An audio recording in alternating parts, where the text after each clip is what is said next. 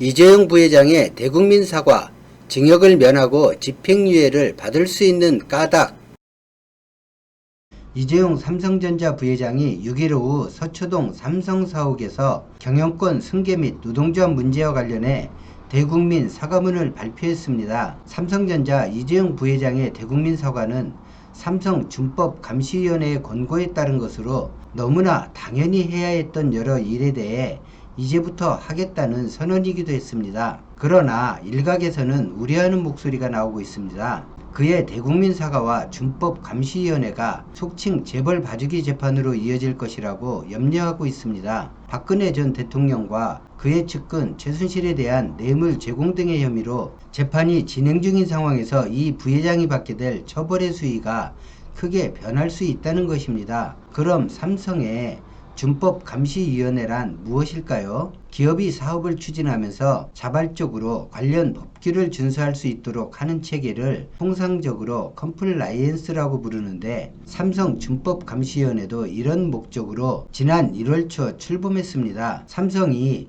준법감시위원회를 만들게 된 계기는 작년 10월 이 부회장에 대한 파기환송심 첫 공판에서입니다. 재판장 정준영 서울고법 형사일부 부장판사는 당시 이 사건은 삼성그룹 총수와 최고위직 임원들이 계획하고 가담한 횡령 및 뇌물범죄이고, 이를 방지하기 위해서는 실효적인 실질적이고 효과적인 기업 내부 준법 감시 제도가 필요하다라고 말했습니다. 이후 삼성은 준법감시위원회 설립 계획을 발표했고, 재벌개혁에 적극적인 진보 인사들을 대거위원회 위원으로 위촉되었습니다. 준법감시위원회가 본격적으로 논란이 된 것은 재판부가 준법감시위원회 활동을 이 부회장에 대한 처벌을 결정하는 기준으로 참고하겠다는 의지를 표명했기 때문입니다. 1월 17일 정준영 재판장은 삼성의 새로운 준법감시제도는 기업 범죄 양형 기준의 핵심적 내용이라면서 준법감시위원회의 활동을 평가할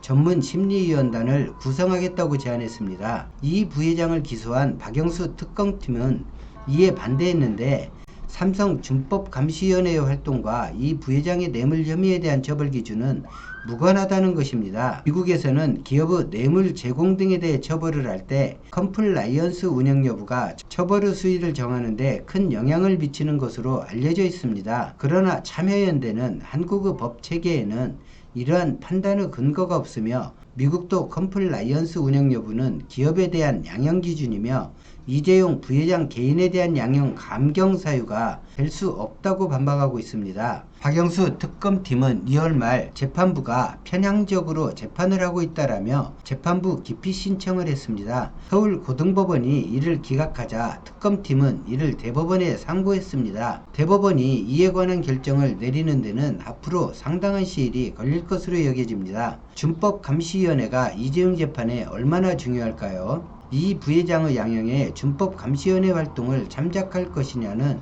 이 부회장의 감옥행 여부를 좌우할 수 있게 됩니다. 징역 3년 이상의 처벌이 내려질 경우 집행유예가 불가능하기 때문입니다. 이 부회장의 박근혜 전 대통령과 그의 측근 최순실에게 뇌물을 제공했다는 등의 혐의로 2017년 2월 구속됐습니다. 삼성그룹 역사상 총수가 구속된 것은 처음입니다. 2017년 8월 1심 재판부는 이 부회장에게 징역 5년을 선고했는데, 한국 형법은 징역 3년 이하 또는 500만 원 이하의 벌금형에 대해서만 집행유예를 허용합니다. 그 때문에 이재용 부회장은 1년 가까이 구치소에서 생활해야 했습니다. 이 부회장이 구치소에서 나올 수 있게 된 것은 2018년 2월 항소심에서였는데, 항소심 재판부가 1심에서 인정했던 것보다 적은 부분을 뇌물로 인정하면서 이 부회장에게 징역 2년 6개월에 집행유예 4년을 선고했습니다. 그러나 특검팀이 이에 상고한 후 대법원은 이 부회장의 뇌물로 제공했다고 판단하는 금액을 오히려 원심보다 크게 판단하고 사건을 다시 서울고등법원으로 돌려보냈습니다. 여기서 준법감시위원회가 필요해진 이유가 발생하는데, 대법원이 파기환송한 판단을 고등법원이 따르게 되면 징역 5년 이상이 나올 가능성이 매우 크기 때문에 이 부회장이 다시 구치소에 들어가는 걸 막기 위해서는 형량을 줄여줄 수 있는 참작 사유가 필요해졌고, 재판부가 이를 위해 준법감시위원회를 거론하게 된 것입니다. 이런저런 논란이 많은 재판입니다. 기업 매출이나 국가 경제 기여도를 살펴보면 충분히 국민의 존경받을 조건인데 도덕적으로 좋은 평가보다 나쁜 평가가 많은 이유를 이재용 부회장과 삼성 임원들이 깊이 생각해보는 시간이 되길 바랍니다. 사과하고 앞으로 무엇을 하겠다는 발표는 그동안 기업이 범죄에 연루될 때마다 수없이 들었던 모습입니다. 하지만 근절되지 않고 매번 반복되는 이유는 그 사과나 대국민 기업체질 개선 발표가 진정성 없는 면피용이라는 데 이유가 있겠지요. 오늘 영상은 여기까지입니다.